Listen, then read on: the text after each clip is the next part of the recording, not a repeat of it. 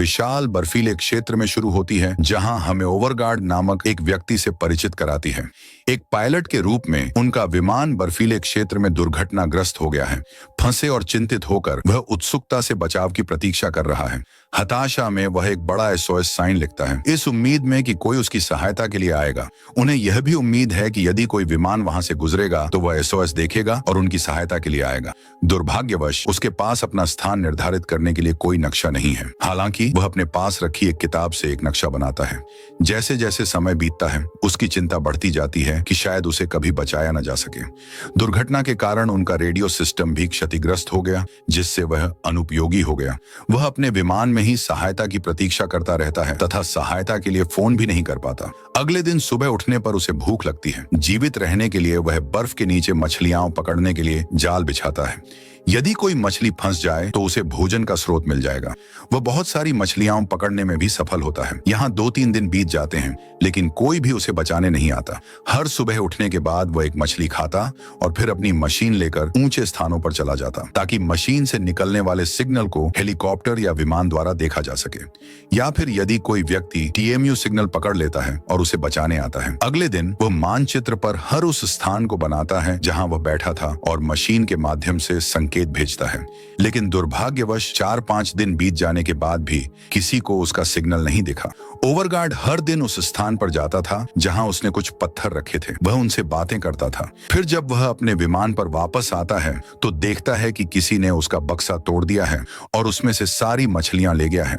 जब वह चारों ओर देखता है तो उसे कुछ भी नजर नहीं आता, लेकिन फिर जैसे ही वह अपने पैरों की ओर देखता है तो उसे बर्फीली चोटी पर बहुत सारे बड़े बड़े पैरों के निशान दिखाई देते हैं। जब वह इसे देखता है तो बहुत डर जाता है और अपने विमान में वापस आ जाता है।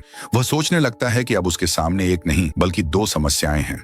उसे न केवल दोस्त से बल्कि रिज से भी दूर रहना होगा, अन्यथा वह उसे मार डालेगा। अगले दिन वह सिग्नल मशीन लेकर चला जाता है और दूर पहाड़ों को देखने लगता है, जहां उसे बर्फीली चोटी भी दिखती है, लेकिन वह उससे बहुत दूर था। पहाड़ की चोटी ने भी उसे देखा था, लेकिन वह उसके पास आने के बजाय दूसरी ओर जाने लगती है। अब वह हर दिन अपनी मशीन से सिग्नल भेजता है और जैसे ही वह मशीन को देखता है उस पर हरी बत्ती चमक उठती है। इसका मतलब यह है कि अभी तक किसी को भी उसका सिग्नल नहीं मिला है। यह देखकर वह बहुत निराश हो जाता है और सोचने लगता है कि पता नहीं मैं यहाँ और कितने दिन रह पाऊंगा। अब उसे कुछ दूरी पर एक हेलीकॉप्टर दिखाई देता है। जब उसने यह देखा तो वह बहुत खुश हुआ और चिल्लाने लगा। वह खुद पर ध्यान केंद्रित करने के लिए कुछ जलाता है। उनकी योजना सफल है क्योंकि लोग इसे देखते हैं और इसकी ओर आने लगते हैं। ओवरगार्ड की खुशी का कोई ठिकाना नहीं है, लेकिन फिर अचानक वहां मौसम खराब होने लगता है, क्योंकि वहां तूफान आया था, जिसके कारण हेलीकॉप्टर उसे संभाल नहीं सका और वहीं नष्ट हो गया। ये देखकर ओवरगार्ड बहुत निराश हो जाता है और हेलीकॉप्टर की ओर जाने लगता है। जब वह पास पहुंचा तो उसने देखा कि पायलट की सिर में चोट लगने के कारण मौत हो चुकी है, लेकिन हेलीकॉप्टर में सवार यात्री अभी भी जीवित था। चोट के कारण ही वह बेहोश हो गई थी। ओवरगार्ड पायलट को बाहर ले जाता है और लड़की की जांच शुरू करता है। वह देखता है कि लड़की के पेट पर एक बड़ा घाव है। फिर वह हेलीकॉप्टर में रखे मेडिकल बॉक्स को उठाता है और उसकी मालिश करता है। वह हेलीकॉप्टर का दरवाजा तोड़ता है और लड़की को उस पर बिठा देता है और वह उसे वापस अपने विमान में खींच लेता है। विमान में आने के बाद लड़की को होश आता है। वह ओवरगार्ड से पायलट के बारे में पूछती है। वह उसे बताता है कि उस बेचारे लड़के को मार दिया गया है। यह सुनकर लड़की इतनी तनाव में आ जाती है कि वह फिर से बेहोश हो जाती है। अब क्योंकि ओवरगार्ड को अपना काम करना था, वह जाने के बारे में सोचता है, लेकिन जाते समय वह लड़की के लिए एक नोट छोड़ जाता है, जिस पर वह लिखते हैं कि चिंता मत करो, मैं थोड़ी देर में वापस आ जाऊंगा। इसके बाद वह अपना विमान छोड़ देता है।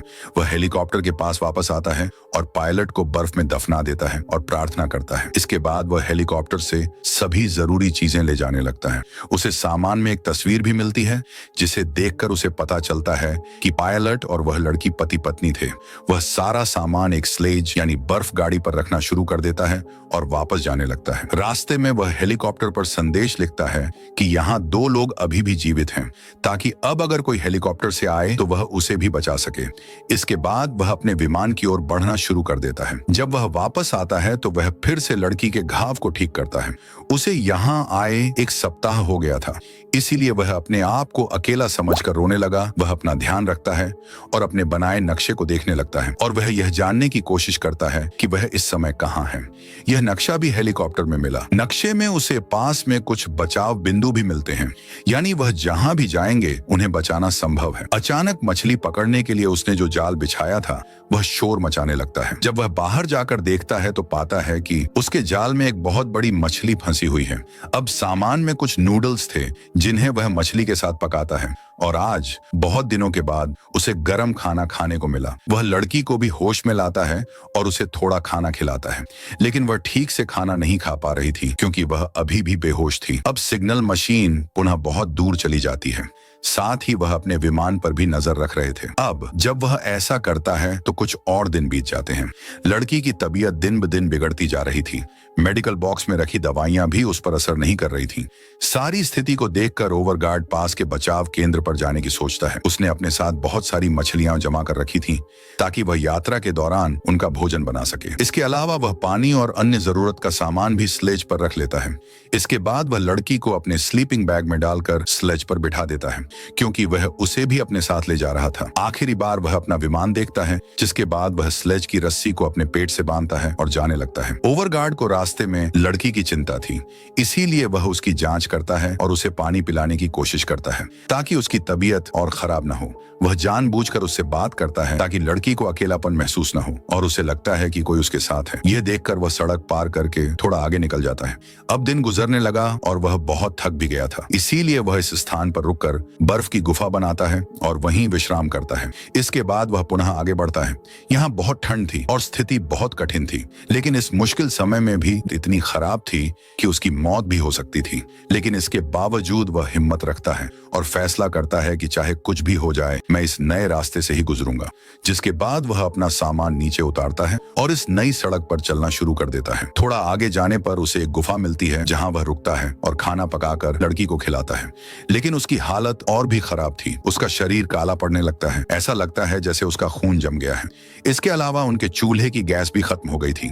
जब उसने यह देखा तो उसकी परेशानी बढ़ गई। वह चुपचाप बैठा अभी सोच ही रहा था कि तभी किसी की आवाज बाहर आने लगती है। जब वह इसे सुनता है तो वह पहचान जाता है कि बाहर बर्फबारी हो रही है। वह बहुत डरा हुआ था, इसलिए वह शांत रहा, कोई आवाज नहीं की। लेकिन इसी समय लड़की खांसने लगती है। इससे रिच को पता चल जाता है कि अंदर कोई है, इसलिए वह अंदर आने की कोशिश करता है, लेकिन गुफा का रास्ता बहुत छोटा होने के कारण वह अंदर नहीं आ सका। रिच इतना चतुर था कि उसने बर्फ तोड़ दी और अंदर आने का रास्ता बनाने लगा। ओवरगार्ड बहुत डर जाता है और अपने सामान में फ्लेयर गन ढूंढने लगता है जो उसे नहीं मिलती, लेकिन काफी खोजबीन के बाद आखिरकार वह उसे ढूंढ लेता है, जिसे वह जला देता है और रिच को डराता है। डर कर रिच भी वहां से भाग जाता है। थोड़ी देर बाद ओवरगार्ड बाहर आ जाता है और यह देखने लगता है कि क्या रिच आसपास है, लेकिन जब वह उसे नहीं देखता तो वह चुपचाप अपना सामान और लड़की को लेकर वहां से निकलने लगता है। लेकिन जैसे ही वह आगे बढ़ता है बर्फबारी शुरू हो जाती है। वह आगे कुछ भी नहीं देख पा रहा था, इसलिए वह आगे नहीं बढ़ पा रहा था। वह लड़की को स्लेज से नीचे खींचता है और स्लेज को अपने सामने रख लेता है। वह और लड़की उसके पीछे थे ताकि बर्फ उन पर न गिरे। फिर वह भी जाकर उस स्लीपिंग बैग में लेट जाता है जिसमें लड़की थी।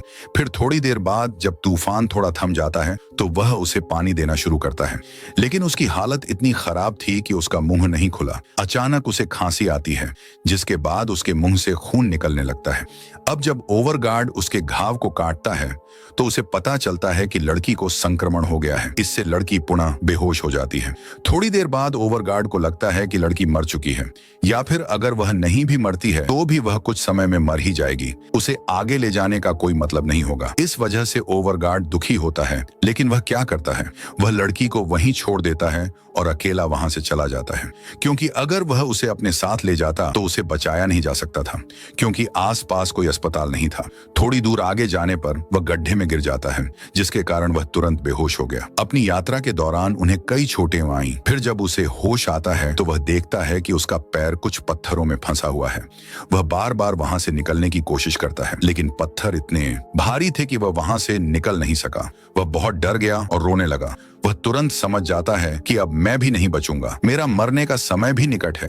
यहाँ उसे अपनी गलती पर पछतावा भी होने लगता है कि मुझे उस लड़की को अकेला नहीं छोड़ना चाहिए था, क्योंकि यह संभव है कि मुझे इसके लिए दंडित किया गया हो। यह सुनकर उसे एक आशा मिलती है, जिसके बाद पत्थर के नीचे से अपना पैर निकालकर गड्ढे से बाहर निकालना काफी मुश्किल होता है। उसका पैर बुरी तरह घायल था और खून बह रहा था, लेकिन वह अपने घाव को कपड़े से बांध देता है ताकि उसका खून जम न जाए। फिर वह किसी तरह उस स्थान पर वापस आता है जहां उसने लड़की को छोड़ा था। वह देखता है कि लड़की की हालत अब सुधर रही है, वह भी होश में था, और जैसे ही वह अपनी आंखें खोलता है वह ओवरगार्ड को नमस्ते कहता है। इसके बाद वह बहुत दुखी हुआ और रोने लगा। वह लड़की से माफी भी मांगता है। लड़की उसकी देखभाल करती है, लेकिन उस बेचारे को बहुत दर्द हो रहा था क्योंकि उसके पैर पर बहुत गहरा घाव था। लेकिन फिर दर्द को सहते हुए वह लड़की और सामान को स्लेज पर रखता है और फिर से आगे बढ़ जाता है। इस बार वह चाबुक का भी प्रयोग करता है। कुछ देर चलने के बाद वह अंततः बचाव स्थल पर पहुंच गया। वह स्वयं ऊपर जाकर देखता है।